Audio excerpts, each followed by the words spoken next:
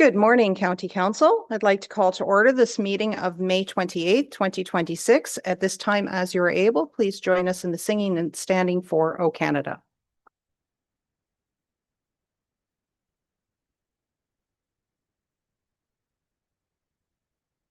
O Canada, our home and native land, true patriot love in all of us command. With glowing hearts we see thee rise, the true north, strong and free. From far and wide, O Canada, we stand on guard for thee. God keep our land glorious and free. O Canada, we stand on guard for thee. O Canada, we stand on guard for thee.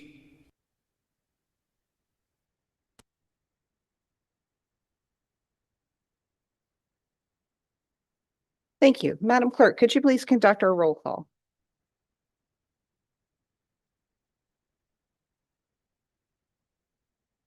Councillor Mackey sends his regrets today. Councillor McKay, Councillor Carlton, Councillor Pringle, Councillor McQueen, Councillor Nielsen, Councillor Patterson, Councillor Dickert, Present.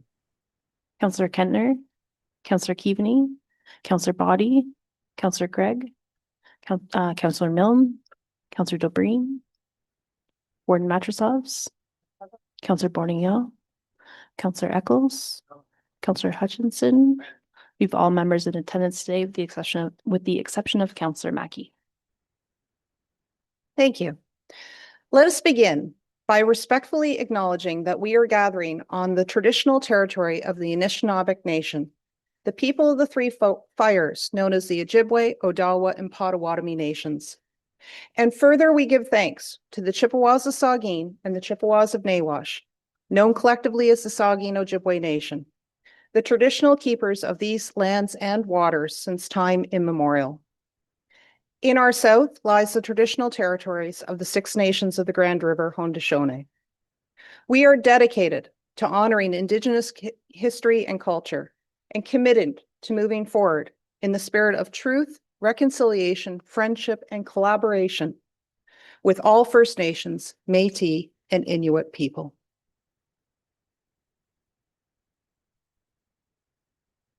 Moving on to item number 5, we are looking at the adoption of the minutes. It's recommended that the minutes of County Council meeting and committee of the whole meeting dated May 14th, 2026, and the resolutions contained therein be adopted as presented. May I ask for a mover and a seconded? It's moved by the Deputy Warden, seconded by Councillor Hutchinson. Any discussion? All those in favor? And that motion is carried.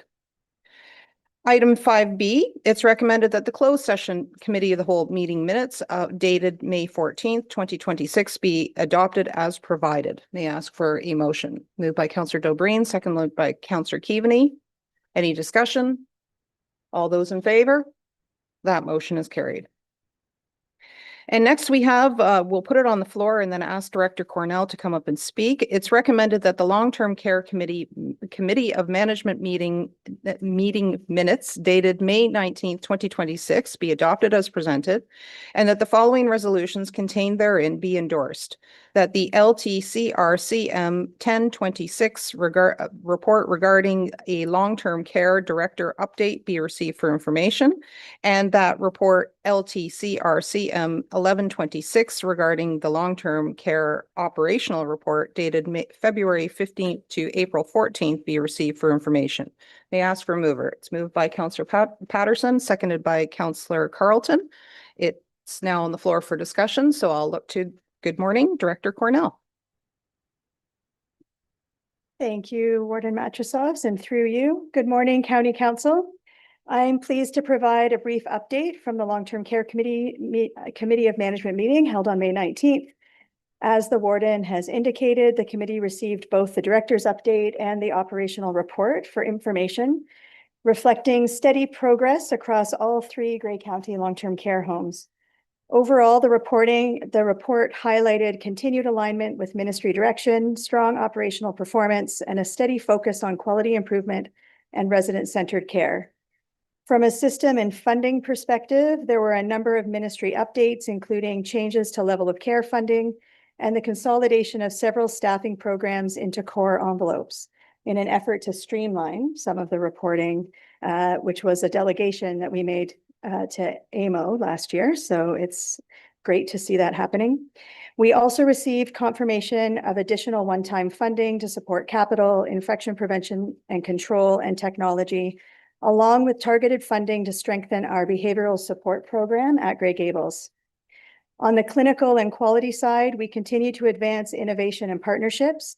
At Lee Manor, we're participating in a digital outbreak line list pilot with public health, improving the coordination and response during outbreaks. We've also implemented on-site rapid PCR testing, which allows for much faster clinical decision-making and will support all 3 homes. Workforce development remains a priority. Recruitment continues across all roles, and we've made significant investments in education, particularly in dementia care.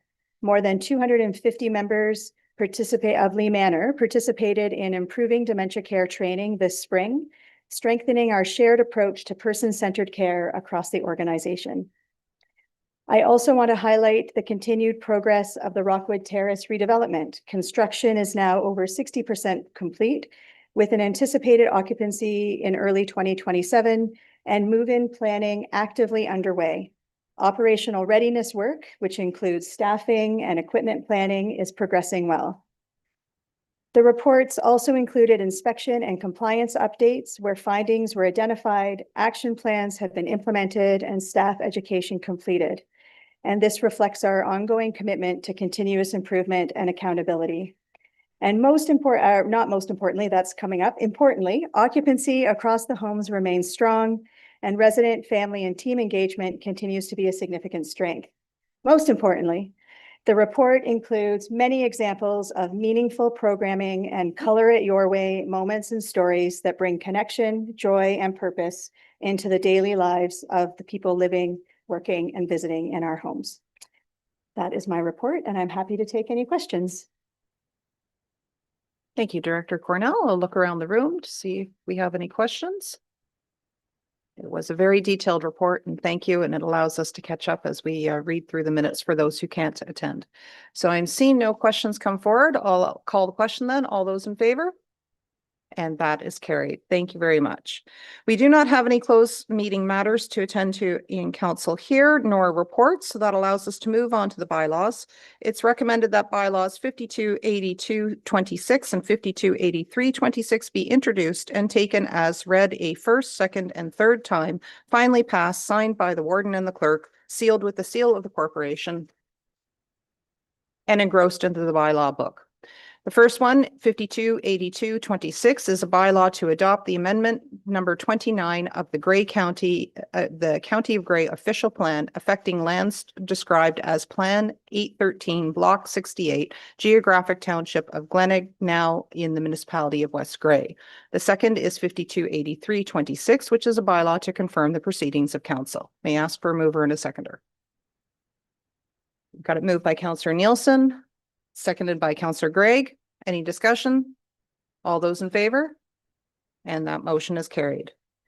News and celebrations. We've got 2 items to introduce on from staff as we open up section 9.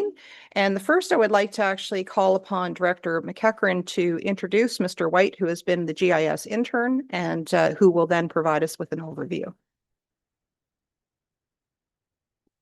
Thank you, Madam Warden. So yes, since about February, we have had the good fortune to have a student, Owen White, from Owen Sound District Secondary Schools Cooperative Education Program, and he will be with us for a few more weeks yet. He's been working with us doing some GIS work. So Owen, if you'd like to take the mic.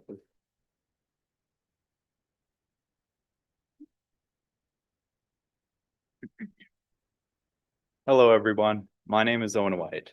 I've been asked by Jody to tell you about my experience working as a co-op student here. I'm a co-op student from OSDSS, currently in my grade 12 year. I am doing my co-op year in the GIS department.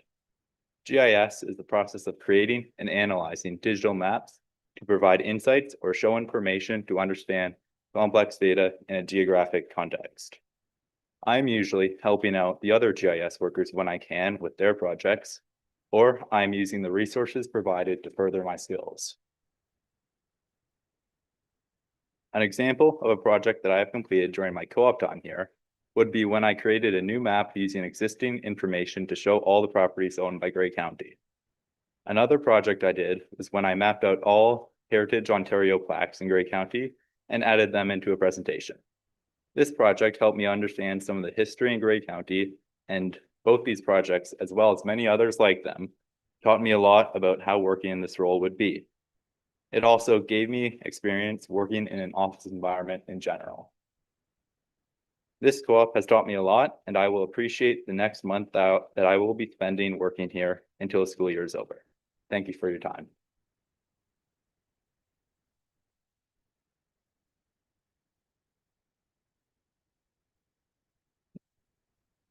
Thank you, Mr. White. Don't go too far away. There might be a question or two for you, but thank you very much for that. And that sounds like very concrete and very valuable work that you did in your projects. May I ask if you have an aspiration about what you'd like to do next?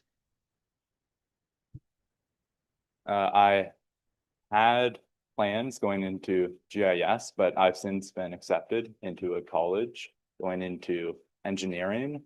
So it won't be related to what I'm doing in the future, but it has been a really good experience and given me like lots of experience in office work and other roles.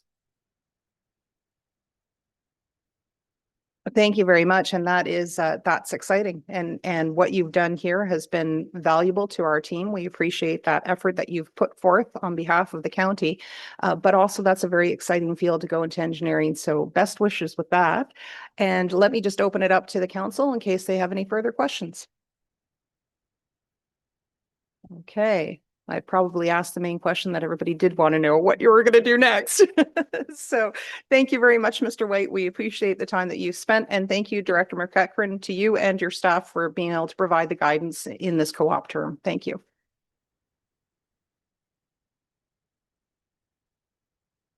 Okay, next we'll move on to, I'm going to look to Director McNabb, if you'd like to come and make an introduction. And you have brought along Dr. Mehta with you this morning, and we have some exciting news and celebrations here. Over to you.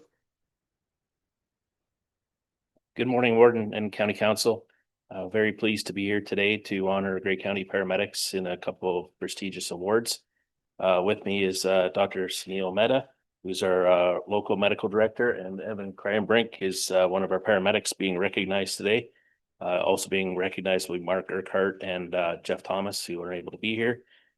Also online is our regional medical director, Dr. Matthew Davis, as well as Julie Manning, who is our director of the base hospital in London.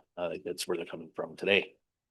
So I was going to do the award for Mark, tell you about the history with that, and then Dr. Mehta will talk to you about Evan and his accomplishments. So happy to be here to recognize Mark Urquhart. He received the Medical Director's Award for professional contribution. Mark Urquhart is being awarded the Southwestern Ontario Regional Base Hospital Medical Director's Award for professional contribution, an award that recognizes paramedics who demonstrate excellence in mentorship, education, and development of others while helping to strengthen clinical practice across the profession. It reflects those who go beyond their day-to-day work to support their peers, share knowledge, and improve care across the system. Mark is receiving this award of his long-standing commitment to paramedicine and the lasting impact that he's had on not only in Grey County, but across the province.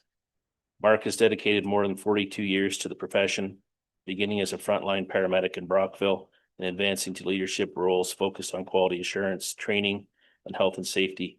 His work has supported paramedics and first responders across Ontario, including his involvement with the Municipal Health and Safety Association, where he has taught high-risk technical rescue skills such as high-angle rescue, trench rescue, and extrication. Since joining Grey County in 2019 as a paramedic supervisor, he has continued to work with a strong focus on mentorship and well-being. He teaches mental health resilience to new recruits, helping them prepare for the demands of the job, and delivers hazard awareness training specifically for paramedics to improve safety in the day-to-day work. In Grey County, Mark serves as co-chair of the health and safety team and continues to lead through action and care for others. He supports paramedics, their families, and teams across Grey County, not just within paramedic services, through peer support, recognizing that strong support systems extend beyond the workplace. He also serves as a liaison with the Grey County Fire Chiefs and as the team lead for the paramedic access team, working closely with fire services and yearly trains with the OPP emergency response team to ensure readiness of high-risk situations.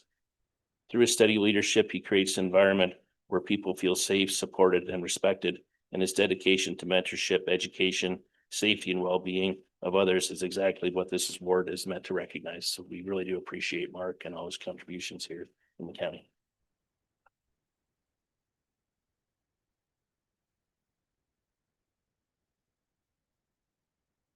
Thank you for having me. My name is Sunil Mehta. As Kevin mentioned, I'm the local medical director for Grey County. Evan and his partner Jeff Thomas are being awarded the Medical Director's Award of Excellence for, to keep it very brief, demonstrating exceptional teamwork under extraordinary circumstances. And that is a very brief version of a very trying circumstance north of Owen Sound in a smaller hospital, where they brought in a very critical patient and subsequently stayed on scene with medical staff for over 2 hours, resuscitating that one patient, remaining on scene even longer when an additional 6 patients that were critical arrived, overwhelming the resources of that hospital. That is exceptional teamwork, exceptional paramedicine, and the physician on scene nominated them because of their extraordinary efforts.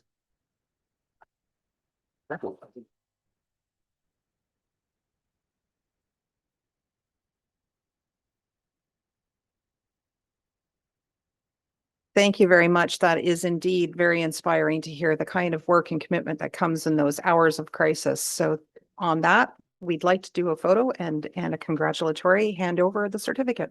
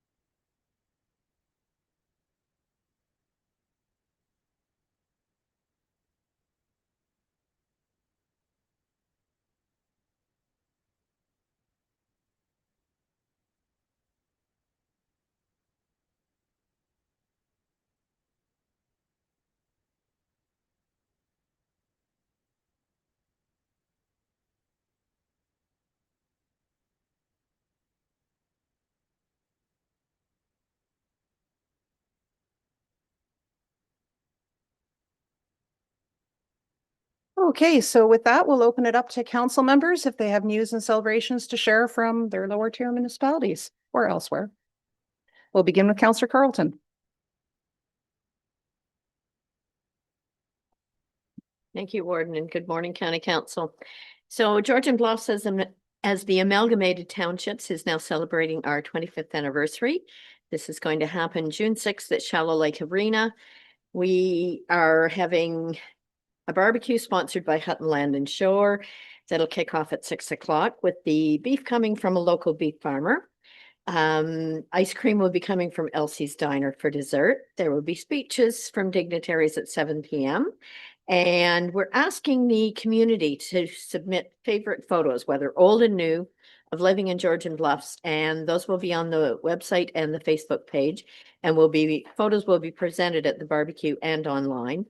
And we're also doing a barn quilt unveiling for the 25th anniversary. And the first reveal will be the one at Shallow Lake at the barbecue.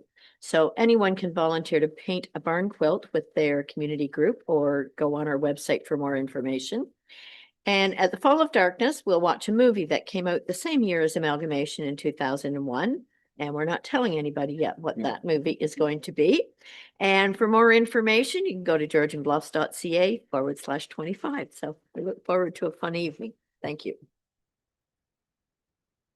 Thank you. We'll go to Councillor Keaveney. Thank you, Warden Matrosovs, and good morning, everyone. I wanted to share two pieces of good news from Meaford. First of all, the province has announced funding for a new school in Meaford, 19.1 million for a new elementary school, which will be located on our tract property that the school board already owns. It will provide spaces for 340 students as well as 54 daycare spaces, and will be a JK to grade 4 school. So we're very excited about that.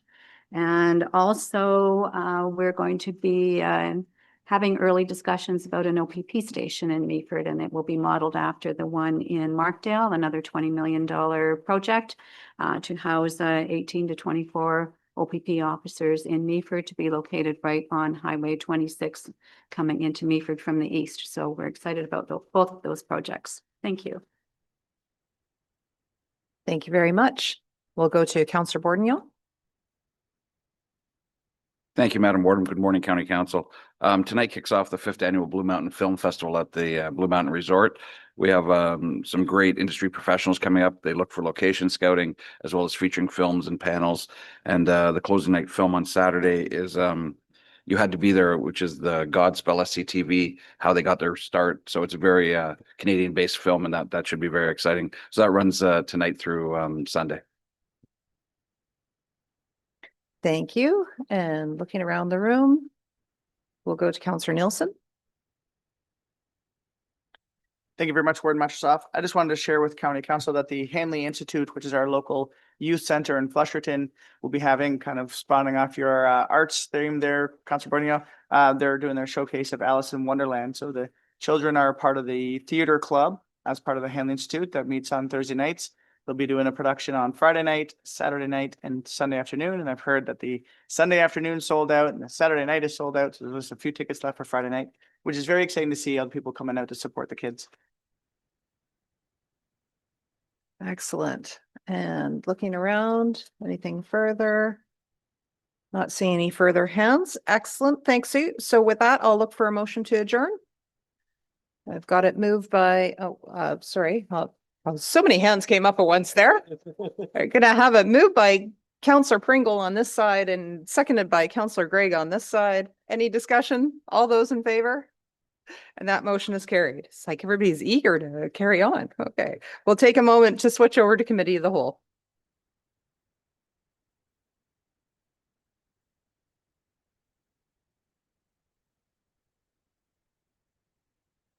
Okay, so I would like to call to order this Committee of the Whole of May 28th, 2026. At this point in time, I'll put out a call. Are there any declarations of interest on today's agenda? Seeing no hands, we will carry on. Any business arising from the minutes? Seeing none, we do not have any delegations this morning, so we can move on to item 5, which is to determine any of the items in item 6 that we wish to have for a separate discussion. There are 6 items, 6A through F. Is there anything that any member wishes to pull? We'll go to Councillor Bordenio. Thank you, Madam Warden. I'd like to pull 6A. Okay, so 6A has been pulled for separate discussion at the end of the agenda. Anything else? Okay, so I'm not seeing anything further. So therefore, we will go on to the recommended motion for item 6. It's recommended that the following consent agenda items be received and that staff be authorized to take actions necessary to give effect to the recommendations in the staff reports, and that the correspondence be supported or received for information as recommended in the consent agenda. That will be everything from 6B through 6F. May I ask for a motion, a mover? Moved by Councillor DeBreen, seconded by Councillor Patterson. It's now on the floor for discussion. Seeing no hands, all those in favor? And that motion is carried. So we'll add item 6A later on into the agenda. That allows us to move on to item 7, which is our items for discussion and direction. The first one, it's recommended that report CCR CW 0726 regarding committees in the new council term be received, and that the following committees and task forces be dissolved effective September 25th, 2026. The Agricultural Advisory Committee, the Community Services Committee, the Long-Term Care Redevelopment Task Force, and the Planning and Economic Development Advisory Committee, and that staff be directed to compile the information on implementing honorarium payments to public members who sit on the Grey County subcommittees in recognition for their time and commitment and participation, and in the for the incoming council's consideration. So with that, I'll look for a mover and a seconder before we go to the clerk. Got it moved by Councillor Hutchison, seconded by Councillor Bourgneau. It's now on the floor for discussion. Welcome, Madam Clerk, to the lectern. Thank you, Madam Warden, and good morning, County Council, through you. I felt like I should start this report off with a little bit of a disclaimer, because I know that councils all across Ontario really enjoy and like committees. And as your former committee coordinator, I do as well. But part of my role as a clerk is to also provide and help provide council with an effective and efficient forum for your decision-making function. So I feel like I would be a little bit remiss if I didn't bring this report forward, similar to what was done in 2022, with a recommendation on subcommittees in the new council term and a view of ensuring that our system and structure remains effective. And at least note to you that the system as it currently functions has a bit of a large corporate resource draw. So to start off, the benefits of committees are, we should acknowledge that they do have a large role to play in government, and they can be effective when structured accordingly.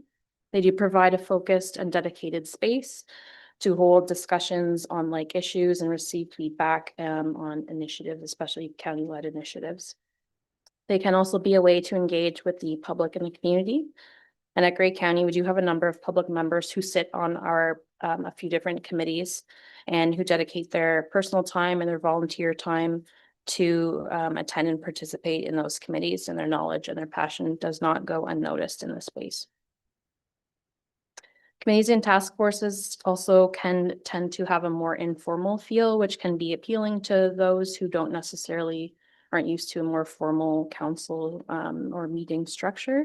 So there's that benefit. And they do have formal agendas and minutes that are administered consistently from a centralized department. So of the 8 committees and task forces that Grey County has, the following are set to dissolve at the end of this term anyways, due to their prior structures or past resolutions that were passed by council. So those are the Joint Municipal Services set to dissolve in September, and then the Urban Roads and Road Exchange Task Force, which will expire at the end of this council term. The Redevelopment Task Force is anticipated to fulfill its mandate by the end of this year, with the anticipated opening of the new Rockwood Terrace in the first half of 2027. So the recommendation to dissolve the Redevelopment Task Force is included in that motion on the floor. The Grey County Joint Accessibility Advisory Committee and the Committee of Management are both required by legislation and do perform regular functions, so they are at this time out of scope of this report. So the remaining optional committees are PDAC, which is the Planning and Economic Development Advisory Committee, Community Services, and Agricultural Advisory Committee. So the recommendation in this report is that these committees also be dissolved in September of this year. Because council retains that decision-making capacity, the effect of having the additional layer of those remaining committees and task forces can create some duplication of effort on both councillors and staff's part. So because any recommendations that come from those bodies have to be discussed and adopted by council at the council table before they're finalized. And because Grey County is a municipal government, it is obligated and in our best interest to follow the processes and rules that exist for openness, transparency, and accountability. The resources are being expended and the time is being dedicated to holding formal meetings. We want to just ensure it's with purpose and with tangible outcomes being experienced. Staff do recognize that it may feel like there's a gap initially being experienced if all of the remaining task forces and committees are dissolved. In particular, the Ag Advisory and PDAC represent very important sectors in Grey County, and we know that this connection must be maintained. Grey County is an active participant in holding sector scans and roundtable discussions with both the ag and business community, but in a format that is less formal and likely more convenient to those sectors, and recognizes that committees and task forces may not be a one-size-fits-all approach to community engagement. So we'll continue as staff to work directly with those sectors and to continue engagement work, holding public information sessions, newsletters, highlights, municipal visits and forums, and events to share information.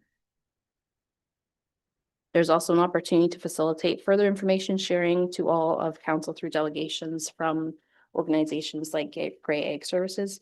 We can certainly invite them and any other organizations to attend council to provide updates as needed. So the outlier in this report is the Planning Advisory Committee. So there is a requirement of the Planning Act that an upper tier municipality with planning responsibilities shall appoint a planning advisory committee. And in the past, this committee has joined with other committees, and it currently rests in the PDAC function. So if the staff recommendation is supported, the Planning Advisory Committee would also dissolve, and it's not staff's recommendation to reestablish it in a different form just to fulfill the Planning Act requirement. Staff will continue to dedicate resources to engaging and consulting with the public in a way that works for the community. So in terms of staff reports, any other reports that would typically go to community services, PDAC, or Ag Advisory would be presented to committee of the whole for all of council to hear the information. And then the final clause in the report is about honorarium payments to public members. So that is just seeking direction from council if you wish for staff to look at implementing that in the future. There is a note there about researching and then bringing back the information to the future council to consider implementing honorarium payments for any public committees that sit on, public members that sit on our committees in the future. That's all I have, but I'm happy to answer any questions if council has any, and look forward to the feedback. Okay, thank you for sharing your expertise in our options and what we must do and what we can do and what we want to do in terms of laying the table for what happens in future councils. So with that, I'll put it out to our committee of the whole members for questions. We'll begin with Councillor McQueen. Thank you, Madam Warden, Grey County Council and staff, and to address this report. I strongly urge that we continue on with the agricultural advisory in the new term of council. It is proven that through all the through the conservation authorities that they feel, and they've sorry, I gotta keep setting up here. I just lose my voice. They feel it's very strong that an agricultural advisory with the conservation authorities is very important. Where I say it's very important on this body as well. So I strongly urge that we continue that into the new term of the next term of council as well. Especially with the different things that are going on, and your biggest landmass is your agricultural lands in Grey County. And so I think it's important that you have that liaison between members of the community, agricultural groups, and those that are on council, and those reports come back to this body. Okay, Madam Clerk, do you have any response to if there's a desire to continue into the next term, but still go ahead with this motion to close off this particular committee? Perhaps you can navigate us through what our options are. Thank you, and through you, Madam Warden. So the motion on the floor is, there's lots going on in it. So you can, as if council supports, you can divide it out in any which way you like. So if there's some committees that you recommend be dissolved, that is certainly an option.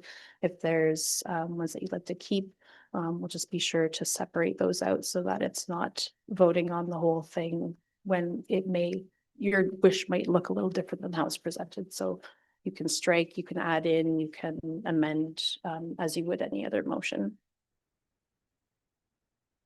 Okay, so perhaps I'll just continue asking for a call for any discussion or questions, and then we'll look to see if there are going to be any potential amendments to the motion that's on the floor. So we'll go to Councillor Gregg next, then to to the Deputy Warden, and then over to Councillor Keaveney, and then I'll check on this side again. Thank you. I would just note a couple concerns. I've stated in the past, I'm an advocate for standing committees. So I guess I do have a question to Tara in the future term of council. What flexibility would there be for council to restructure at that time? Should there be a desire to go to a more formalized standing committee approach? I think there's the opportunity to enhance the information being shared with counselors within committee members as opposed to the committee of the whole structure. There's so much information to ascertain already. I think it's a real benefit. So given community services oversees material which is front and center in the the minds of so many in our communities these days in terms of homelessness and various housing initiatives ongoing. I'm a proponent of maintaining the community services committee. I'm a proponent of maintaining specific committees that enhance council's ability to go through the information. I'm going to pull one random one from the air, but a couple of years ago we had a just under $4 million line item for capital work at the intersection in Katy on the books. I think it's gone now, but I think that demonstrates the value of having committees where it enhances the ability for committee members to bring forward more information to council to peruse and go through in the future, especially given our financial constraints are continuing to increase here. They're not lessening. So every opportunity to increase oversight is, I think, a benefit. And I'd hate to lose that. So also, when I saw the option of implementing honorarium payments to public members, I immediately thought of our local board of managements or arena boards or different boards, for instance, and never in my life have I been familiar with anyone who wanted to contribute to the community and in a board function like that and look for a remuneration back out of it. So I have an extreme reluctance to support paying public members with taxpayers' funds to contribute. I think it's a valuable contribution, but I would hope that it's done outside of being remunerated for. I mean, I understand potentially certain expenses if somebody's off to a trade conference or something. But on a generality, I would oppose implementing honorarium payments. Okay, thank you. Next is the Deputy Warden and then Councillor Keaveney. Thank you, Madam Warden, and I concur with the last two speakers on their thoughts. But what I really wanted to speak to was the notion that we would dissolve the long-term care redevelopment task force. The new Rockwood Terrace is not complete yet. We heard earlier that we're at 60%, which is marvelous, but we're not there yet.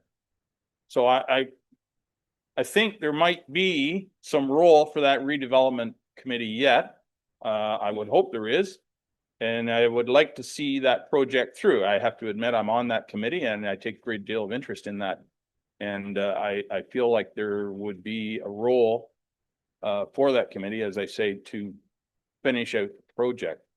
One never knows what things arise, and I think it might be a little unfair to leave staff and no doubt that the staff can do the job and complete the job. But I think it would be unfair to leave staff without a committee to deal with issues that may arise. And I have no idea what issues might arise, but issues do arise from time to time. So I think it would be valuable and to see the continuance, regardless, I would hope some of us are going to return to the Horseshoe here after October. So I think it would be valuable to have those members continue on in that committee with some new members potentially to, as I say, deal with issues that may arise from that project. Thank you. Thank you. Any response from Director Cornell or Madam Clerk? Okay, the CAO, I'll go to CAO Schertzer. Thank you for the comments regarding the redevelopment task force. And so I think the intent would be for it to remain till the end of this year, the redevelopment task force. And then the recommendation would be to, in terms of where the project got, doesn't prevent the new council to say, or staff to bring back a report saying we need to continue that task force based on where things are at or things that might arise. There's pros and cons to all the different committees, task force structures in terms of that we've seen in the past. And having whether it's at the task force discussion as it relates to the redevelopment project, or having the discussion with the entire committee of the whole, if any matters were to arise and we needed to have those discussions, that would be the potential venue if the task force did not exist. So just wanted to raise that. Obviously, we're looking for the direction from committee and council in terms of whether or not there's merit to continue with some of these committees and task force up until the end of this year and into the new term of council. And so we wanted to bring this report forward as we typically do towards the end of the term to say, okay, are we good with existing committees or should we look at some different options going forward? Tara may want to speak to the standing committee question that Councillor Gregg raised earlier. My understanding is that it doesn't prevent the new council to come in and suggest what the committee structure and governance structure would look like. So if committee wants to have that discussion in terms of looking at standing committees, again, there's pros and cons to standing committees. There's pros and cons to any structure from task force perspective. So we'd want to bring that information and have that discussion if that's the direction of either this council or the new term of council to look at standing committees. We've had that discussion in the past. And based on some of that information, at the time anyways, it was to keep the committee, the whole discussion with some subcommittees. If the direction is to have less subcommittees, what does that look like then from the standing committee discussion as well as committee of the whole discussion? Some of the cons we've heard in the past is that if it's a standing committee or a task force discussion, only certain members of the council may be getting into those detailed discussions. And therefore the remaining members of council are not familiar with some of those detailed discussions when it comes back to this body to make a final decision or determination. So those are some of the challenges that we've experienced in the past, or some of the comments we've heard in the past in terms of what works and what doesn't work. But my understanding is that it wouldn't prevent the new term of council from considering any new structure with respect to standing committees or committee structure. Follow up from the deputy warden.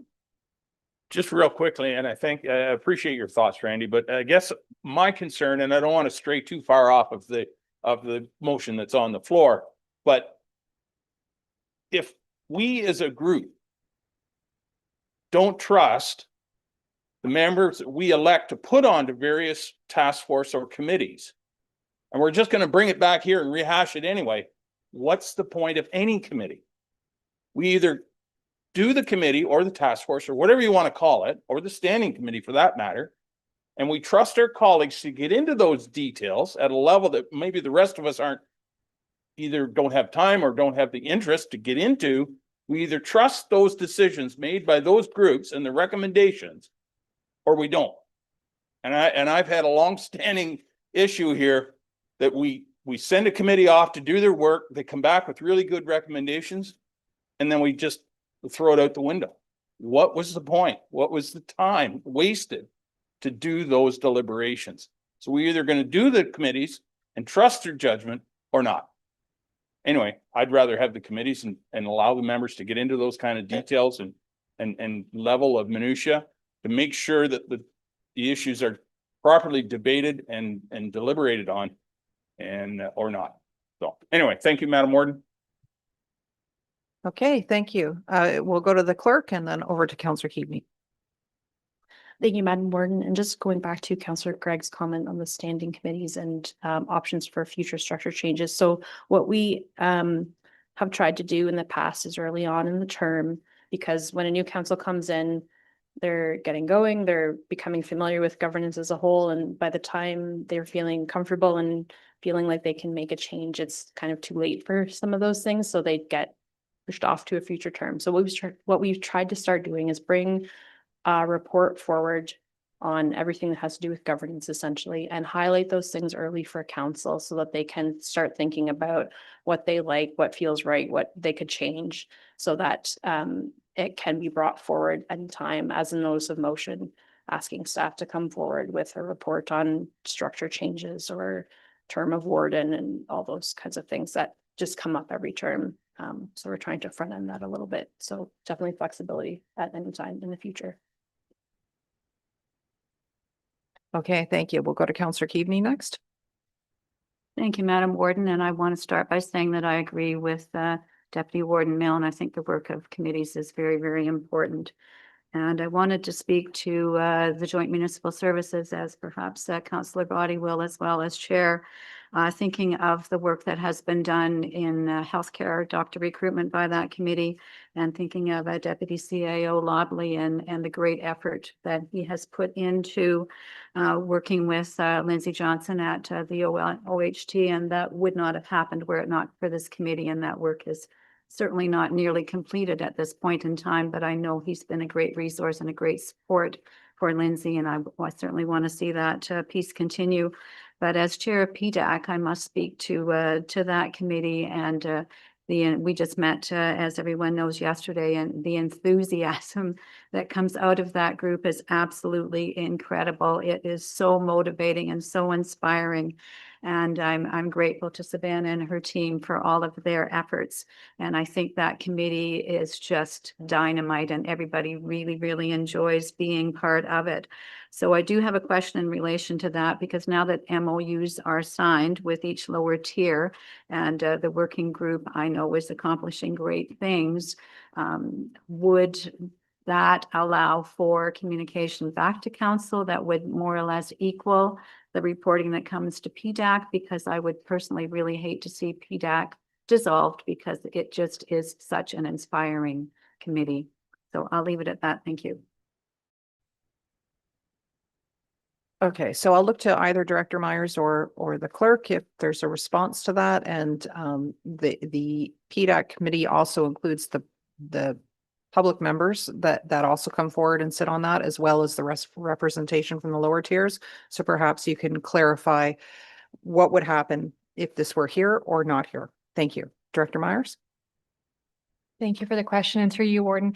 Our intent from Economic Development, Tourism and Culture would be to come to council every quarter with the same update that we bring to PDAC, so all of council can hear that update at the same time. And then the reporting from the Team Gray MOU was always coming direct to council. So we would be coming here ideally in the summer and at the end of the year. So at least 6 reports to this body would be the plan. Okay, and no follow-up. That's good. Okay, then I'll go to Councillor Dobreen. Thank you, Warden, and good morning. I am also supportive of committees where you can have those more casual conversations where you can get into a little bit more detail. I'm wondering, given the fact that this is to dissolve as of September, if the language is more about pausing or furloughing the committees until the new term of council, and having staff bring back recommendations for whether those are internal committees, task forces, external members, perhaps it is advertising for new members, but to close off the term with those committees to start fresh based on input from the new council. I am opposite to my colleagues on honorariums, because we in Southgate do pay for our library board members and our committee members. It is nominal. If we appoint members of this body to sit on those committees adjacent to public members who have the same voting rights and input, but we're being paid and they are not, or even at a very low threshold. It is trying to compensate them slightly for their time or their travel. So I would encourage assessing the alternatives for an honorarium for our public members going forward as well. And having those committees perhaps not dissolved permanently, but temporarily paused for the duration of the term. Okay, Madam Clerk, I'm going to look to you for any clarification on furloughing, deferring, putting off the table for the moment, those kind of avenues. Could you please provide us with any clarification on what we may or may not build into a motion? Thank you, and through you, and we certainly would take direction of council on pausing on the committees, but the intention is that they would continue on as planned for the rest of this council term. We're starting to scale back anyways, just based on how the meetings have fallen, whether they're held 3 times a year, 4 times a year. So there isn't necessarily any upside from my perspective anyways, to pause them. They will mostly be wrapped up by the end of September anyways. So yeah, I would just say certainly happy to take your direction, but I don't know that it's starting to scale back anyway, so that the numbers are dropping as the term kind of wraps up. Okay, next we'll go to Councillor Nielsen and then over to Councillor Body. Thank you very much, Warden Matusoff, and I appreciate the discussion we're having here today as, you know, we receive a report and the premise is to have that conversation. For me, the purpose of the committees is information and relationship building. It gives council members an opportunity to not just work with and hear from the directors or managers of departments, but to hear from some of the staff that are key in doing the boots on the ground work, and an opportunity to hear from leads of different sub departments within the committee. So if we look at the Community Services Committee, you know, Director Shaw is obviously very involved in all aspects of community services, but it's great to hear from some of the members that are doing the boots on the ground work when it comes to homelessness and community supports and stuff. And so there's an opportunity for council members to build a relationship with the staff that are doing the work. It's also, while I respect the report's comments on the formal setting and nature of committees and task force, we all know that the experience within that room and within that opportunity is less formal than what we are doing right here today. There's more comfort to be able to ask a question where you might feel silly about asking a question because, you know, you should have understood it's in the report on page 7. Why didn't you see that? But there's more of a comfort to be able to have that back and forth conversation with staff that really kind of, to what Councillor Milne said, you know, dig into the minutia of some of these items. And the that knowledge and the opportunity to learn more as we've had those kind of committee, I think is very beneficial. The other comment I just wanted to say is that to Councillor Breen's comment about pausing, and to Clerk Warder's comments on that one. My comment on this is the motion on the floor is to dissolve the task force. You've mentioned bringing a report on governance to the new term of council.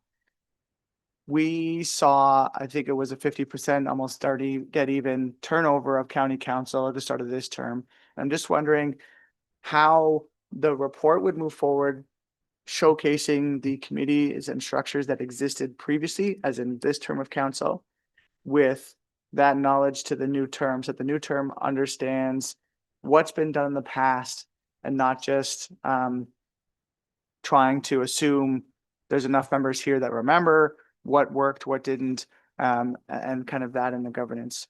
If we dissolve the task forces and the committee structures and then leave it up to next term to form their belief of what that governance structure looks like, I think it is helpful to make sure the report would have what's been working already, rather than trying to start from scratch. I think kind of Councillor Gregg's comments on the standing committees, have that report with what does that look like versus this committee structure. It's important that the next term of council have enough information to decide on their own what the governance structure would look like. But for me, the committee having this opportunity is fantastic to learn as much as we can and understanding, but also getting a face to the staff that are doing the work. Okay, thank you. Then we'll go over to Counselor Body. Thank you, Warden Matrosovs. First of all, I've got two thoughts here. The first one is with regard to the Joint Municipal Committee, which was an ad hoc and would be wrapping up. I encourage, this is maybe going to feed into the next one, but I'd encourage next council to keep that going. Very clearly, the province of Ontario has got potential plans, or at least a threat that they will be reorganizing municipalities. They've started. If we don't start doing things in our own, looking at the things that all 9 municipalities do, or 10, including the county, that we're maybe not duplicating, but doing the same thing side by side that we can do together. Start looking at ways that we can jointly work together and try and make ourselves a little more bulletproof to the province. I think we're going to get potentially have decisions made for us. So I'd encourage that one to go forward. When you're ready for a motion, I have picking up the consensus in the room. I will I would move to take those 3 paragraphs and to have them voted on separately so that council can decide to receiving the report, to dissolving in 3 the honorariums and voting those 3 separate, but there's probably other conversations before I put that motion on the floor. Okay, thank you. I didn't actually have any other name. There we go. We'll go to Counselor Carlton next. Thank you, Warden. Speaking to PDAC, which we had the meeting yesterday, we have the public members on there and the input that they give. And I really value that because that's not information that I would have available without those public members sitting on that committee. And I would agree with Councillor Dobreen in they are giving of their time. They're bringing an expertise to the table. I think that should be paid for. So overall, I see the value in having those committees because I think it brings us all information that we may not otherwise have access to. Thank you. Okay, thank you. Counselor Bordenyo. Thank you, Madam Warden, and I concur with my colleagues' comments, especially Councillor Body with the Joint Municipal Task Force. The province is looking at many changes, and as we sit regionally, and that's I can speak from the local level. The people are looking at that. Our local councils are looking at that and the work that's being done with that. So anything we can do at a regional level from a lens, like, you know, in Peel, let's say garbage is done at a regional level and here we do it at a local level. So so the things that we can do from a regional level that will help all member municipalities, I think can only help our cause as we move forward. I go back and forth on the honorarium as well because, you know, I've sat on many committees and at the local level, we're not paid additional funds as councillors. But at our police services, our committee of adjustment, they're small honorariums where some of the committees of council are not. So we do pick and choose with that, depending on the time commitment, depending on the gas. So things like that, that can go either way. But continuing on with these committees, I think is paramount as we look from a regional to local tie-in together. Okay, thank you. Okay, we're going to go to Councillor Gregg. Quick question, just to for information then. In considering honorariums of some individuals who could sit potentially on a committee and who do sit in the committee, if there's individuals who are salaried already sitting on committees, how would there be contemplation on not doubling up on remuneration? Because potentially you could have some already being paid by the taxpayer and then you're considering paying them a second time by the taxpayer for the same time. And what consideration is there perhaps by members of that scenario? Okay, we'll go to the clerk for that. Thank you. And we do have that occurring currently with members that have their travel covered because we do pay for their travel to attend the building. So in those cases, we do work with the individual and just acknowledge that if you're getting paid by another organization for your time and travel costs to get here, then you're not receiving anything further from Grey County. And that has worked well so far on an informal basis. I could also, sorry, Randy, I just don't want to lose sight of Councillor Nielsen's comments about the plan for moving forward into the new term. And if I'm understanding where you're coming from, if council would like to, so the reason we want to bring this forward at this time is to get your perspective as a sitting council. You've lived it for 4 years almost. So what do you recommend going into the new term? So if you would like to continue with committees, I would recommend addressing that in the motion with what committees you wish to continue. And then the new term would start off with those ones that you would like to see continue. And of course, the flexibility is there. They can change as the new councils would like to suggest and sees fit. And that governance overarching report would come forward early in 2027 for information, just to provide context and background about what has been done in the past, what keeps coming up as a question every term for further direction if council wishes to see something else come forward. Okay, so we'll go to the CAO next.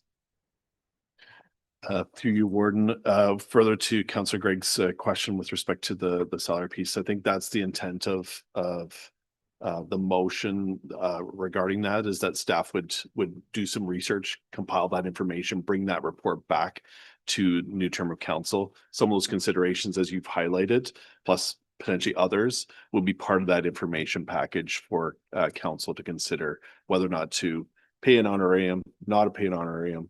Here's some nuances in terms of maybe some committees, not other committees. So these are some of the things that we could compile as part of that information for the incoming council's consideration. Okay, so keeping in mind that last paragraph is about for consideration. Director Myers, can we just confirm too the composition of the PDAC committee? We actually have 3 buckets of participants, right? Because we have our council members that are there present. Then we have lower tier participation as well. So somebody who's already salaried at the lower tier. But then we have people like representation from Georgian College. But then we have public entrepreneurial people who are also sitting on that committee. So perhaps you could just fill us in on that. Absolutely. Through you, Warden. We have 5 members of the public who sit on that. There's an application process typically, and staff will go through those applications to make sure that we've got sector representation from a wide variety of sectors, including education. We've had ag in the past, and lots of manufacturing and small business have been there as well. We do have our member municipalities who will come when they're able. We have a meeting, an economic development working group meeting that same day anyway. So because they're already coming for 3/4 of the day, they come for an additional morning to join with us. And then we have the staff and the committee itself, which includes 1 member from every municipality who sits around the horseshoe for the committee. So I think we're around almost 30 people who do come for that committee. It's significant. Okay, thank you. 30, but it's 5 members who come through the public system and say, yes, I represent this sector. That's where my business is. I would like to serve on this committee. Okay. All right. Where are we then? I'm just going to look to see. Oh, yes, we'll go to Councillor Nielsen. Thank you very much, Warden Mashtoff. Just a response to Clerk Warder's comments on my understanding. So just for clarity, the one suggestion is we can make amendments to the motion to suggest certain committees continue. And then again, for clarity, if Councillor Body separates the motions and the motion to dissolve the task force is defeated, then all 4 committees will continue to the next term of council. The next term of council would receive the governance review and can make decisions for themselves. Thank you. Okay, so any other points of clarification or comments or questions? All right, well, Councillor Body, you were the one that indicated that you had a motion, so I will look to you next. Thank you. So I would move that we separate the 3 paragraphs to be voted on separately. Okay, and I have that seconded by Councillor Dobreen. So that's on the floor for discussion to split the 3 items. Any discussion on that? Okay, not seeing hands go up, so I'll ask all those in favor. Okay, so Madam Clerk, we will split all 3 motions. And so with that, I'm going to turn to the first one. And we'll see if we have somebody to move that the report CCR CW 0726 regarding the committees in the new council term be received. May I ask for a mover for that? Councillor Carlton, seconded by Councillor Eccles. Any discussion on receiving the report? Okay, seeing none. All those in favor? Okay, so Madam Clerk, that portion has been carried.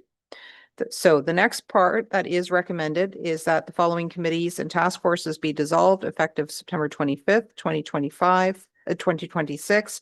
It's the Agricultural Advisory Committee, Community Services Committee, Long-Term Care Redevelopment Task Force, Planning and Economic Development Advisory Committee. That's what's been recommended in the report. It is now open for a motion. Is there a mover? Yes, Deputy Warden.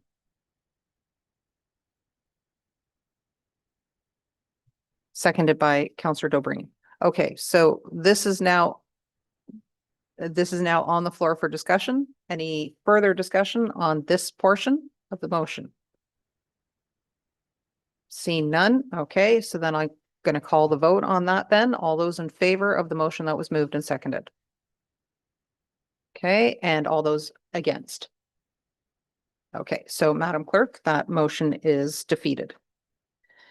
And the last one is, it's recommended that staff be directed to compile information on implementation honorarium payments to public members who sit on Grey County Subcommittee in recognition for their time and commitment and participation for the incoming council's consideration.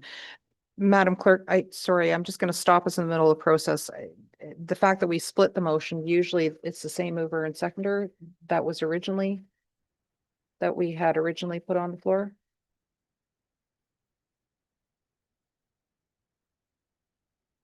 Yeah, I just want to make sure that we're not doubling up on our moving and our seconding. Right. Okay, so I don't need to call for a mover and a seconder, and we can I just, let's take our break. Why don't we, I just want to make sure that this doesn't create mayhem for the clerk's crew to be able to track it all and things. So let's take a break at this point in time. When we come back, we have some substantial discussion to do on other motions. Let's come back at 11:20, please.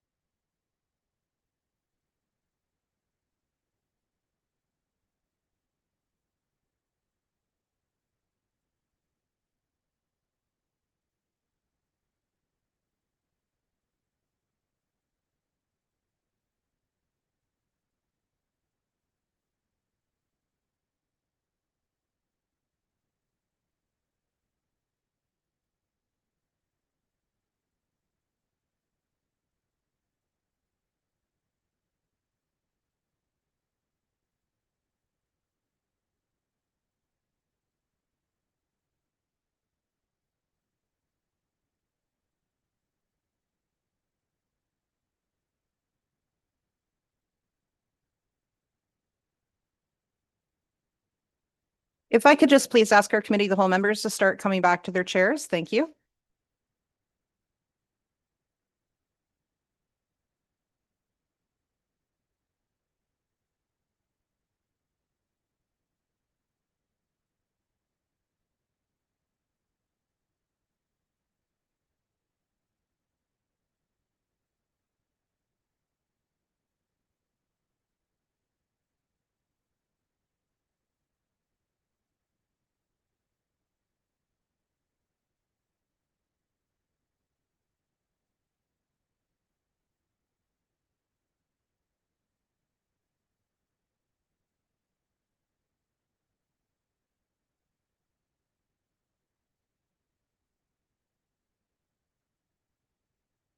Okay, so I've had the word that we're good for recording purposes. If I could just call us back to order. Thank you very much. And we needed that break. That was timely. And also we are going to continue with the separate movers and seconders for the three parsed pieces of the original motion in consultation with the original mover and seconder. They are good with that. So with that, then I'm going to call for a mover and a seconder for the third part. And because we've just come back from the break, I'll just reread it.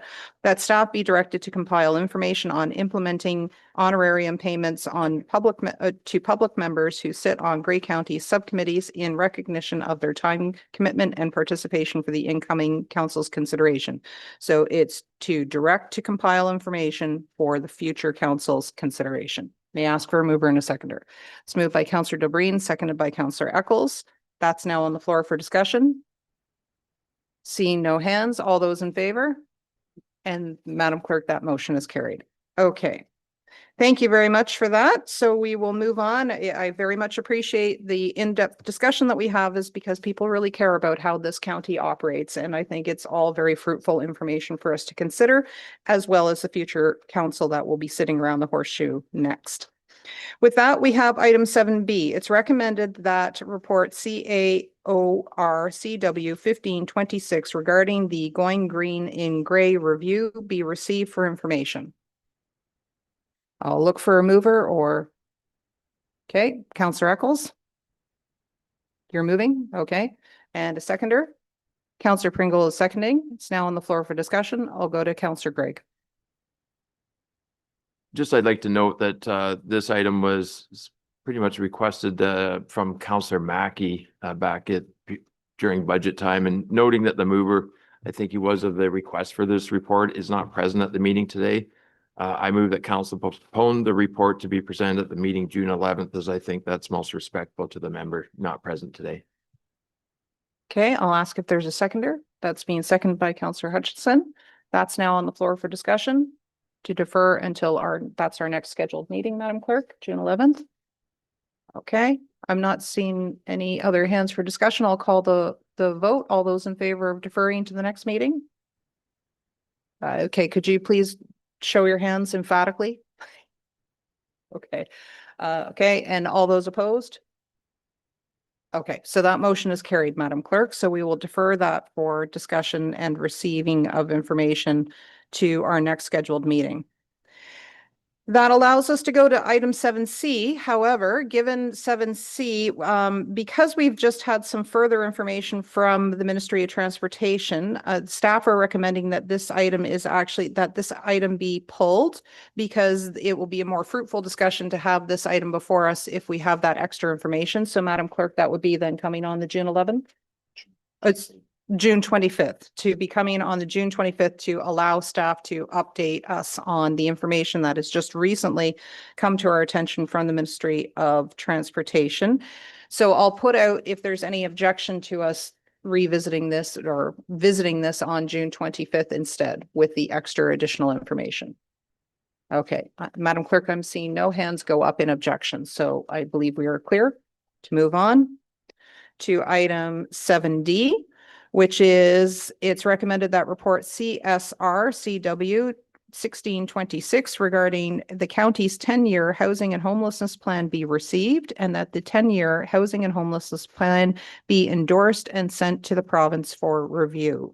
So with that, I'll look for a mover and a seconder to get it on the floor. It's moved by Councillor Keaveney, seconded by Councillor Dickert online. It's now on the floor, and welcome, Director Shaw. Thank you, Madam Warden. So Grey County, as the service manager for the area, is responsible to have a housing and homelessness 10-year plan as mandated by the province. The plan is required to be reviewed every 5 years. This is actually our brand new 10-year version. The plan itself outlines a vision and a direction that forms a strategy to improve our housing and homelessness system as it is now. It identifies strategies and actions to improve and grow the system, and it focuses in on defining affordable housing as housing for those that financially qualify for rent geared to income housing. So we wanted to put that out there so that we could have a clear definition of what the population or who the population is that we are looking at. The funding for the plan is a combination of federal, provincial, and levy dollars, and of course, any levy dollars that would be spent would be brought forward in either budget or to council for approval. So our guiding principles, we wanted to ensure that we have collaboration and system thinking when we were putting the plan together, that there was equity for everyone, it was culturally safe in its access, that housing options with choice were available, there was prevention and early intervention, that it was sustainable, that people with lived or living experience had a voice, and that it was data-driven. So we did some research. We looked at a housing needs assessment and we did an environmental scan. We looked at demographic information, all of our information from the various wait lists and programs that we have, data from various community service partners. We did an environmental scan of the existing housing and services and did a supply and demand analysis using the HART model. We looked at it from a rural context when it came to access for services and funding, and we also included our equity and inclusion.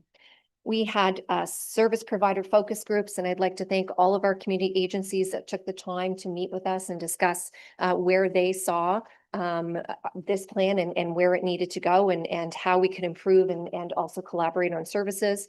And we also had feedback from people that were using our services and took that into consideration, as they're the ones that know where those gaps are and what needs to be improved too. So what we heard was the need for more housing, the need for different types of housing when it comes to emergency, transitional, supportive, and permanent, to maintain the stock that we have, to work in collaboration and integrate our mental health supports and our health supports that are in the area, to support people to remain housed. So once a person does have housing, the best thing that we can do is help them keep it. Putting together a responsive system for those that are experiencing homelessness, the need for education and understanding around poverty, food security, and precarious housing, and the need for early intervention services. So I've asked that the strategies be put up. I'm sorry, I think I told you in our report. So if we could go down just to where it says strategy 1, create new affordable and supportive housing.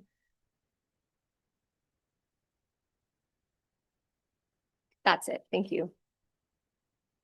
So we did put them into 3 strategies and gave them each their own page so that they're easy to take away and to talk about. And so our first one is creating that new affordable and supportive housing, looking at 300 deeply affordable housing units in the next 10 years, and 50 of those being supportive with supportive or transitional supports available, leveraging county and nonprofit lands, building a rent supplement and a secondary suite program, and maximizing any federal and provincial funding. And one of the ways that we're going to be able to do that is if we have a pipeline of builds through either our county or a nonprofit group available and ready to go. So we have listed a number of ones that we're working on right now, whether they're shovel ready, whether they're in pre-development, or whether land still needs to be acquired. These are areas in which we have either access to some land, there's a higher need, or there's a nonprofit or ourselves that are available to build. One of the things that I was asked to talk about was how difficult it really is to get an affordable build off the ground. There's many steps to it, and it involves a lot of funding and resources and time.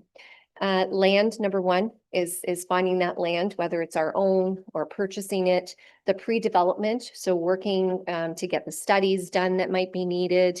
Are there working with an architect to design what could be developed for that land? Building, Once you do figure out what you're doing with that piece of parcel of land, it's now the build phase and looking at those costs and how can you contain costs? What type of housing is it? What's needed in that housing? Does it need a scooter room? Does it need a mail room? Does it need all of those things? Building right now, if you're looking at 350,000 a unit, you're doing a 40-unit build, that's $14 million just for the build itself, not including any of those soft costs or land. Then there's the ongoing operating. Once it does get built, who's operating it? Who's doing all of that property management and where do those costs come from? Utilities, ongoing capital needs, maintenance, all of those wrap into the operating costs. And when you're looking at affordable builds, you have to have at least 40 to 60% of the capital costs paid for upfront in order for a build to work. So if I'm looking at 14 million for just the build itself, I need to have at least 7 million to put towards that. Otherwise, I'll never be able to afford the mortgage payment. And that's why I think it's difficult to build affordable housing right now, because a lot of things have to align and a lot of work goes into it. We're fortunate right now, we do have a nonprofit that's been working for 5 years now to get a build going in Owen Sound, and they are close to starting. So there will be 40 units of Owen Sound. We have a build in Dundalk in which we're very close to getting going. We're still working with Grand Valley Conservation Authority. We're getting closer to what we need to do. And so of course we are close to getting that build going, but that's been at least 2 years. So it's the system, it's the funding, it's everything, but it does take a lot of work and a lot of expertise in order to get that going. And that's why we're fortunate enough to have expertise in-house and also then working with architects, local architects in order to assist us. So I just wanted to put that out there. Other things that we're looking at for supportive housing is working with our Ontario Health team and our health agencies to get supports embedded into the housing that we're developing, whether that's 24-hour supports or whether that's visiting supports, depending on the level of support a person may need. And we also want to integrate 14th Street and short-term shelter into all of our supportive housing so that there's a flow. Someone's coming from the street, they enter into our shelter, maybe they spend some time at 14th Street, and then they've got somewhere to go. So that's our next thing. We'll be coming with a report later in the summer about 19 units of supportive housing at Rockview, in which we're working on an agreement right now with Canadian Mental Health Association. We're looking at launching a portable rent supplement program, a financial assistance program for secondary suites, and of course, our land strategy, keeping in mind that as surplus and vacant lands come available throughout the county, would they be appropriate for our housing? So next on to strategy 2, please. We want to support a vibrant housing sector. So we want to look at the housing that we have and how can we continue to support it financially, but also enhance our provider capacity with our nonprofits, improve energy efficiency and performance, and also tenant supports. We continue to have tenants with increasing complex needs, and the broader housing system demands that we are the ones to house them. There is no other option. But individuals that require those health and those mental health supports are coming to us for housing, even though we're not set up as a system to handle that. So how can we move towards, integrating health services more into our own housing, or whatever those services may be? They may be food security, health, wellness, social connection. So we're looking at how can we increase services in our own buildings to support people. So our key actions, I guess, would be our social housing viability strategy. So looking at a portfolio review, updating our building condition assessments, and asset management plan, helping our nonprofits with training, mentoring, succession planning, and 5-year capital plans with them. They're an integral part to our housing system, and how can we support and keep them strong? Energy and carbon. So again, looking at any retrofits or any of those utility programs that we may be able to access through the federal or provincial programs.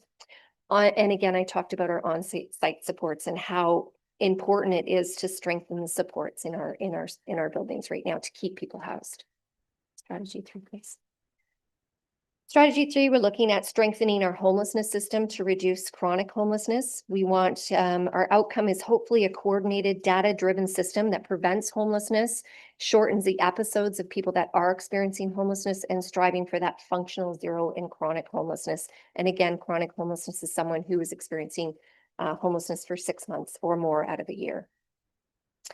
We want to look at the right-sized emergency response, so supporting the overnight shelter, increasing and expanding our short-term capacity to meet demand. We continue to see an increase in demand. We did in 24 to 25, we were able to see a stabilization a little bit. And I think that's because the county has invested and has done, very well to try and provide those extra supports. We bought a motel. We did a short-term shelter program. So we invested in 14th Street. So all of those investments pay off. But the reality is that it keeps increasing. People that need help and homelessness still is increasing in our community. Prevention and diversion, we're looking at case management to maintain housing. We have a pilot project happening right now in which if a person that is working with our short-term shelter programs who has been experiencing homelessness, if we are able to house them, we have a worker that sticks with them for 6 months. And so far the project started in October, and anyone that is working with a worker, we've been very lucky. 0% right now have returned to homelessness, where normally we have 30 to 40% of people that we house return. So it's proving to be a very worthwhile experience. People need that extra support when they've received a housing. They need to be able to call on somebody if there's an issue with the landlord or financial or a neighbor. And I think having that extra support is really working.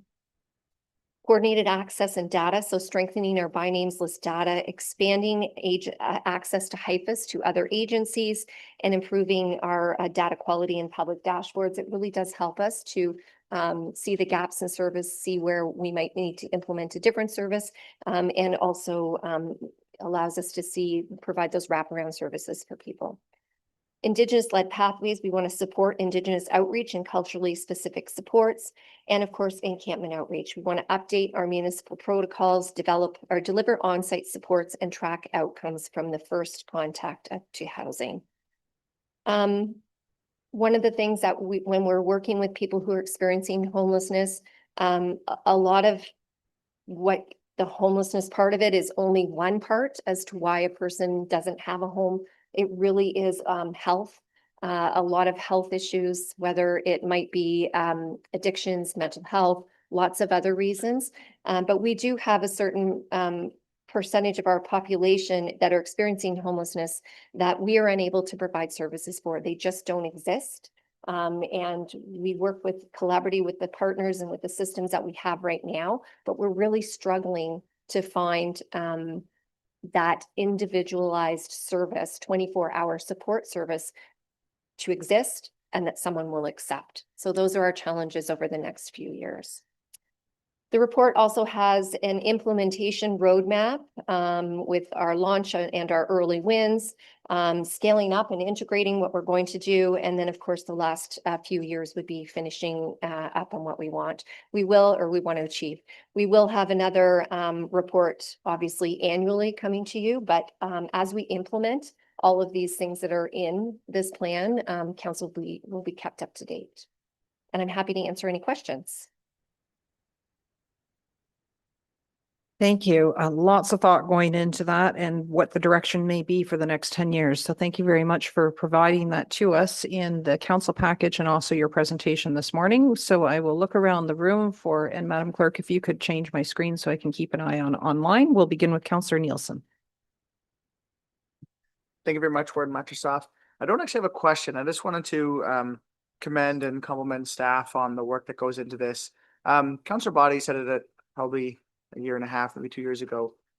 We can easily get beat up for not doing enough because the numbers are still there and the crisis still exists. But the reality is Grey County is stepping up pretty fast and pretty hard in this space. Grey Highlands, we have a new nonprofit group trying to enter this space. They recently held a community engagement session. We had Sharon Irwin came out to represent the county and to speak to the community housing efforts that we have. And that opportunity is fantastic. And it was great to be able to speak to the group that was there that are feeling nervous and scared about the future and what's happening, but also trying to explain to them how much Grey County is doing, how much positivity we have, how much to see a plan like this and to know that it is achievable and scalable to implement. It is fantastic to be a part of this, and it is fantastic to see all the great work that the staff are doing. So I don't have a question, just really want to tip my hat to you because I think it's a fantastic amount of work that's being done in this space. Indeed, thank you. And we'll go to Councillor Gregg next. Yeah, and my comments, I guess are woven around maybe a question in here for you, Anne Marie, but they're largely supportive of what I just heard from Councillor Nielsen. I believe the county is one of 33 or 34 providers of housing from the province. You conform to an act of the province. Owen Sound's census data would demonstrate there's over 100 communities larger by population than Owen Sound. Yet we do hear from some that we should be getting involved in housing or doing some of the work that the county's already doing. So I'm just wondering if you could speak to some of the resource commitment in terms of staffing, costing that is required to facilitate implementing and supporting the program. As well, second question, I guess, would be we hear, and I think Mayor Boddy has demonstrated it well over the last couple of years, there's always other municipalities seemingly gleaning ideas and takeaways from your initiatives that you've installed here, implemented in the county. I'll leave you then with, are there any initiatives that you see in other places in the province where you kind of wish you could build upon or think that we're already undertaking? Can I make a wish list? So, first of all, when it comes to expenses and what I think Owen Sound should be doing, and I think we are doing that. We're partnering with land that's available so that we have land when funds come to build. I think that's very important. I think supporting some of the initiatives, and I will be talking about it later in our minutes, the neighborhood response pilot that was downtown. It was only on for 150 days, but it was very successful with lots of people and businesses reaching out. And I think that that's what people need.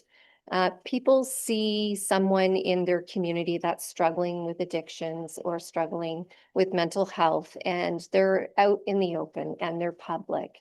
And I think that people have a number of reactions to that. Sometimes it's fear, sometimes it's guilt.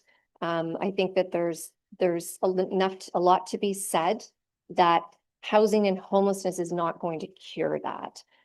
We have a drug crisis, and we have systems that need to be improved across the province like at the provincial level and the federal level that need to be funded in order for us to truly be able to reach out and help some of the people that we're seeing downtown. And that is right across the province. That's not just here. And I think that by partnering and being supportive of each other, then we can certainly work together with Owen Sound as we do. We work with your bylaw to reach out to encampments. I think supporting Safe and Sound, supporting ourselves with some of the initiatives that we're able, and I think that goes for everybody around the table. I mean, today we're laying out a plan in which we want and hope to be able to better the system. And I think if we have all of your support, then I know that we're going to be able to do that and to make that work. So I think that that's really important. Costs for staffing, well, I believe our budget, our levy alone for housing is $7 million. And of course, we have a lot of some provincial funds, and obviously our tenant rent and a lot of other things that go into that. So our budget is quite large and does provide a lot of housing. So we provide services for people in our housing. We provide services for people in nonprofit housing, homelessness, 14th Street, our motel program. So there's a lot that we are doing, and all of that does require funding from all levels of government. As for do we see anything? One of the things that I do really like is supportive housing. I think it works. 14th Street, our new Rockview program that's coming up, the ability for us to put supportive units in any affordable build that we're going to do in the next little while, I think is very important. But the tough part is finding those funding dollars, because as a community, as a county housing, we don't have access to the funds required to do supportive housing. So we have to work very closely with our OHT and with our community partners, health, that do have those funds, and say, hey, this is what we'd like to do, and you know, can we partner? 14th Street is a great example. We didn't even have funds for supports, but council was good and said, let's do it. So we built it, and yes, we got the supports after. But you know, it's hard to get everything to all line up at the same time. So you do have to take some of those risks. So I think for me, my wish list would be more supportive housing and more health supports available in the community. Okay, thank you. We'll go to Councillor Body next. Thank you. Probably don't need to say more than that. A couple times in there, you said it works. It works. It works. It works. We've had a plan for approximately 10 years. A couple years ago at AMO, there was presenters from larger cities than us that were talking about the things that they wanted to do. Tick, tick, tick, tick, tick, tick. We're already doing every one of them up here. When I looked at the BMA study compared to other counties, our spending per capita on housing was higher than anybody else's. Like, Grey County is leading. I've just been in Toronto, I've been in Ottawa, I've been in several places, going to be in Edmonton in a week, and you're going to be amazed at how bad it is. Owen Sound looks pretty damn good in the street compared to all those other places, contrary to what uninformed people think.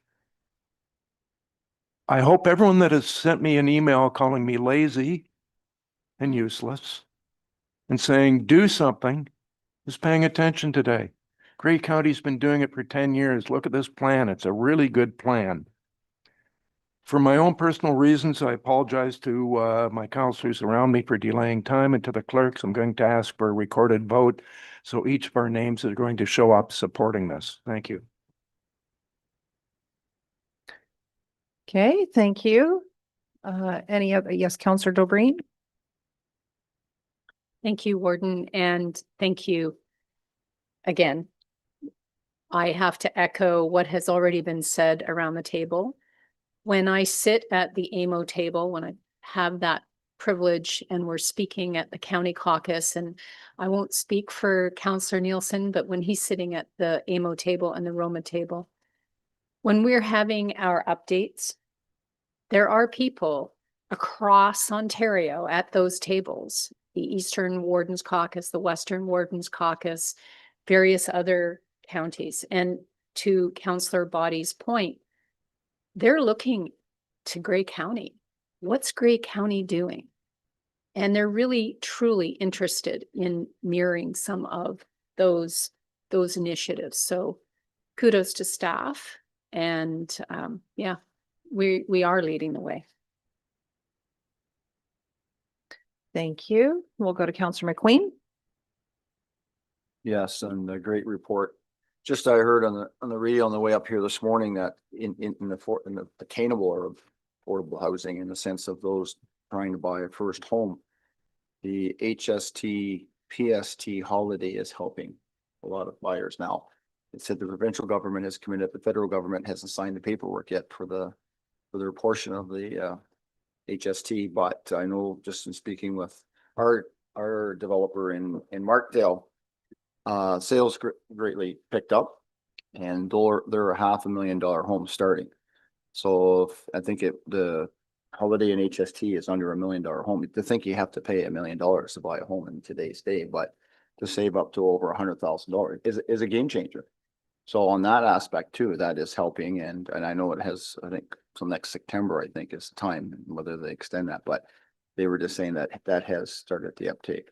So those that just can't afford a home, this may help them get there as well. So there's lots of spectrums to the whole part of housing. Okay, thank you. Don't see any further hands up, and Councillor Body has requested that we have a recorded vote, Madam Clerk. So I think we can begin to proceed with that.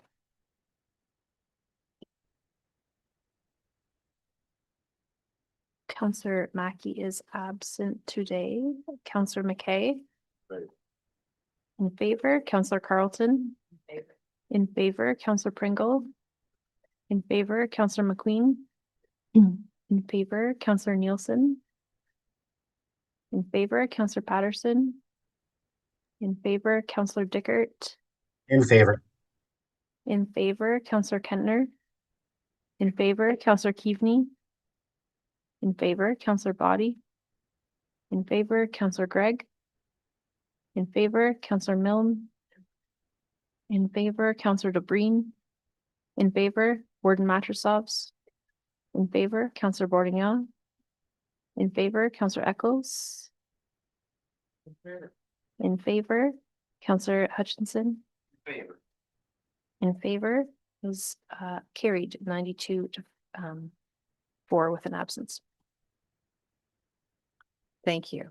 And thank you, Director Shaw, to you and your team, your entire staff that are committed to each and every part of this parcel that allows us to move forward in the next 10 years. Thank you. Okay, so now, Director Shaw, what I'd like to do next is do your next item, and then I'm going to return to item 6A, give you a little bit of a break before we come to 7F, just to give you that heads up.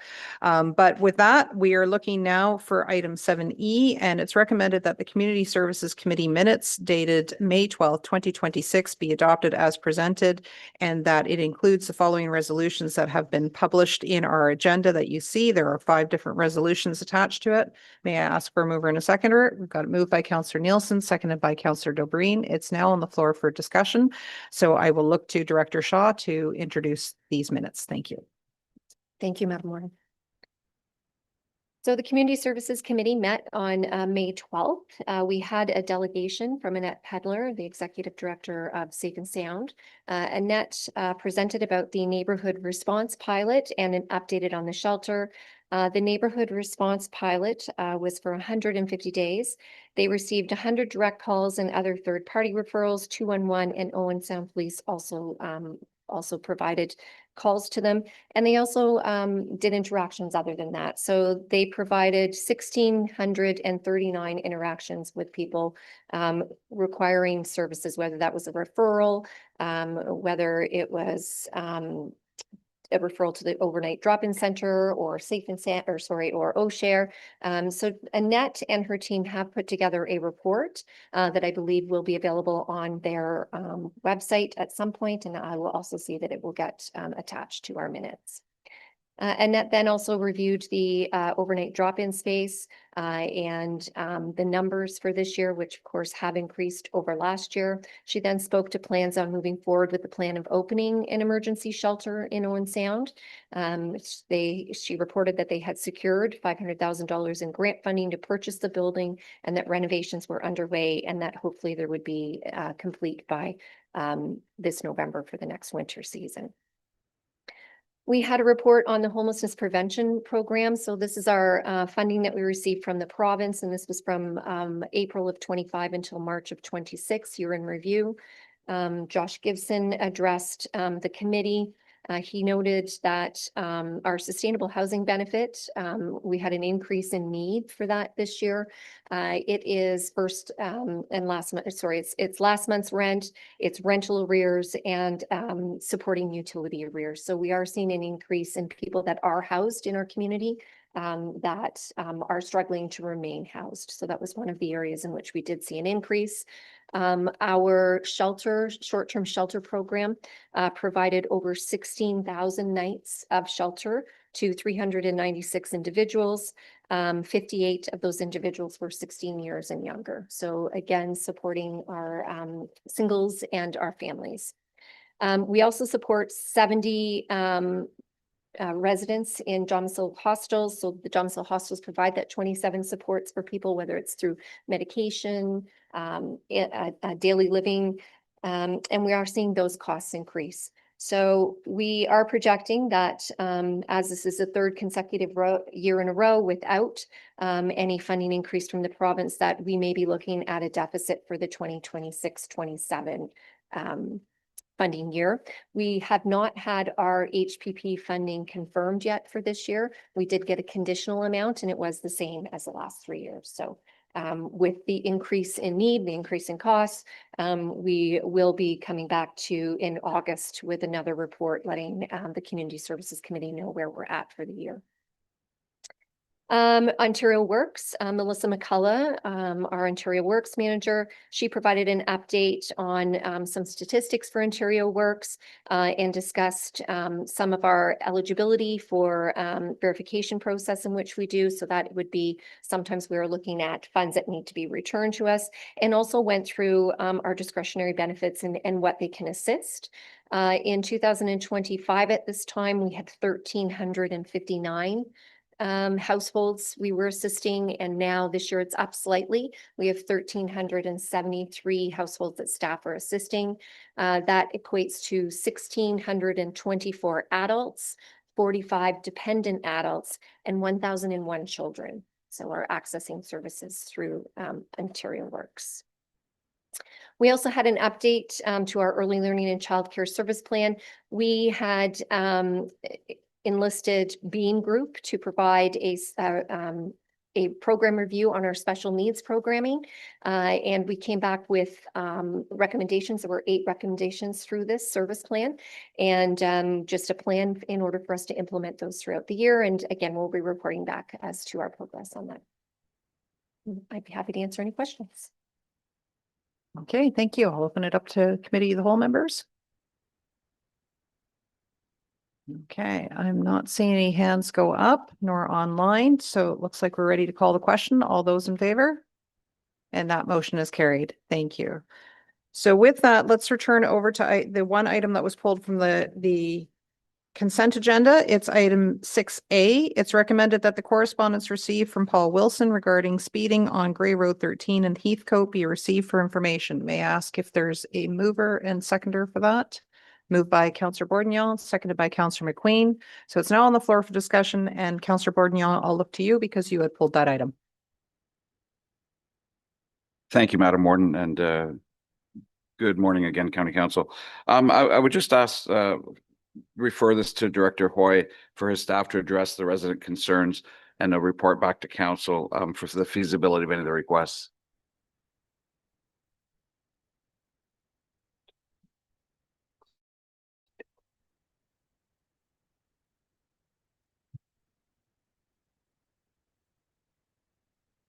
Okay, through you, Warden. Yeah, I think the first thing we would do is talk to Mr. Wilson and Patricia Grant and just talk about the issues here that they're concerned about. And we would probably bring it back to a subsequent report for our 4788 bylaw, which is our speed and parking and all those things. So there's not a lot, we kind of save up those requests and then bring them back as it goes. And it could be a huge, depending on road exchange, a huge bring back of that document, but just for reference. So the 3 items, one is to reduce that area of Gray Road 13 to a 40. And our current policy states that basically if a municipality wants a section of an urban or a hamlet to be a 40, then the other roads in the municipality should be 40 as well. So that would be something that, you know, and we kind of put that in because we were getting where the only road that was a 40 was the county road and all the minor roads weren't. So that'd be something we'd have to look at, whereas there's probably many roads in the town of Blue Mountain that you wouldn't necessarily want to be a 40. The other thing is just the community safety zone signage. If we move the sign, we're moving the safety zone itself, which probably they kind of want it closer to town, which makes sense to just kind of put more emphasis on it. But it being over a kilometer, it probably actually warrants additional community safety zone signage anyway. So we could look at that. We don't need to come back to council to look at that. And then the third is just those flashing like speed indicator signs to tell you how fast you're going. We have a few of those around the county that have been paid by private organizations. We don't actually buy them on the county dime at this time. So we will correspond with these people and then bring it back to 4788. That's we can do. Okay, thank you for that additional information. We'll look to Councillor McQueen. Thank you, Madam Warden. I guess probably of interest or maybe of note, that whole area is on a curve. There's like, it's not a straight sight line. It meanders around, which maybe has some merit for some other considerations as well. Okay, thank you very much. Anything else? All right, then I'll call the question. All those in favor? And that motion is carried. Thank you. All right, so what we're going to do now then is, because the next two pieces of work that we do are tied, both the open and the close. So I'm going to ask Director Shaw to come forward. And what we'll do is we'll look to put the motion on the floor, then item 7F on the floor. That will then set the stage and allow us then to go into closed session, and then we will come back out of closed session and conclude with our decision making. So with that, let me put out on the floor that it's recommended that report CSRCW 1526 regarding hiring a custodian position in housing mid-year be received, and that staff proceed with adding a full-time custodian position for the housing department in 2026. May I ask for a mover and a seconder? Got it moved by Councillor Patterson, seconded by Councillor Kentner. It's now on the floor for discussion, so I'm going to look to you, to Director Shaw, and then we'll proceed with closed session.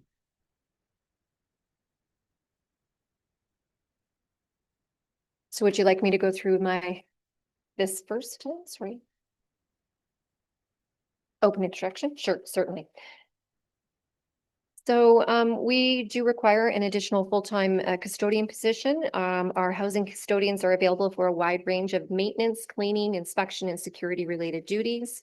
And they also are our first point of contact for a lot of our tenants.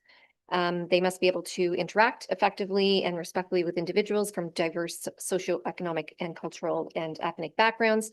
And we do provide our custodians that comprehensive and ongoing training to safely and effectively carry out their roles. We include mental health and addictions awareness, managing difficult and high-risk situations. We provide nonviolent crisis intervention, first aid and workplace safety, and other relevant training. They also benefit from the direct supervision, mentoring, and support from Grey County Tenant Relations staff and management. As tenants continue to grow in the complexity that we're seeing in our buildings right now, we do need to ensure that we have safe, responsive, and well-maintained housing environments, and we want to ensure that our staff are safe too. So we like to be able to have the ability to provide those services in-house and ensure that our staff are trained the way they should be.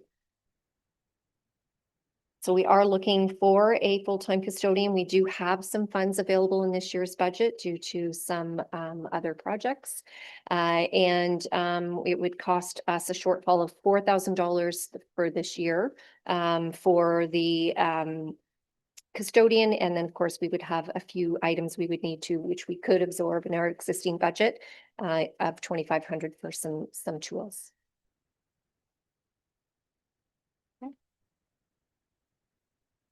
Okay, thank you for both the report and for that introduction. So at this point in time, I'm going to ask that we do a motion to go into closed session. There are two items, so we'll have a little bit of a staffing switch around in the room on who needs to be in the room when. Then we'll come back out of closed session and return to this item that's been introduced in open.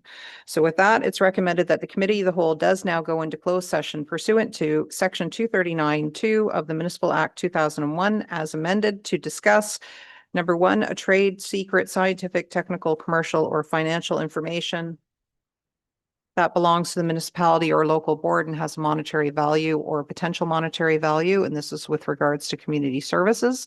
And the second item is a proposed or pending acquisition or disposition of land. And that is with regarding acquisition. May I ask for a mover and a seconder? Got it moved by Counselor McKay and seconded by Counselor Eccles. All those in favor of going into close? Okay, thank you. That motion is carried, Madam Clerk, so we'll give a moment to set up